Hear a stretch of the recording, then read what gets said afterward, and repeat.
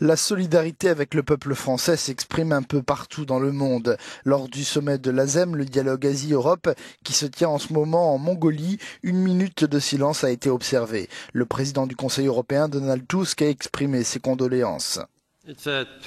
C'est un paradoxe tragique que la cible de cette attaque était constituée de personnes célébrant la liberté, l'égalité et la fraternité. Aujourd'hui, nous tous, Europe et Asie, nous nous tenons aux côtés du peuple français et de son gouvernement. Nous condamnons cette tragédie et nous continuons notre combat contre la violence extrême et contre la haine.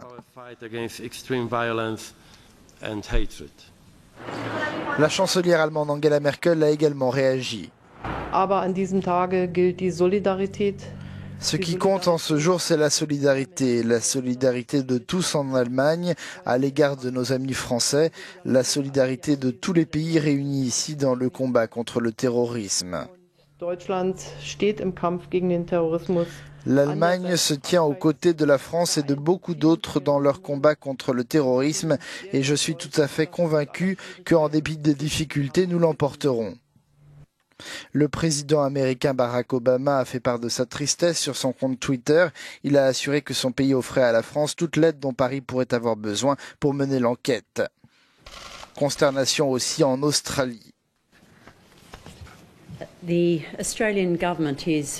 Le gouvernement australien est profondément choqué par cette dernière attaque terrifiante et nous condamnons ce qui apparaît être une attaque terroriste qui s'est produite le jour de la fête nationale à Nice, a déclaré la ministre des Affaires étrangères. Les Australiens doivent continuer à mener leur vie, mais ils doivent faire attention aux conseils de voyage. Nous les avons republiés, nous avons évidemment fait référence à cet incident. Nous appelons tous les Australiens en France à se montrer particulièrement prudents.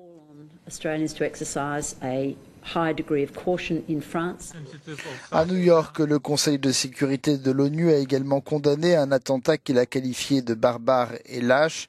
Il a souligné la nécessité de traduire les possibles complices de l'attaque devant la justice.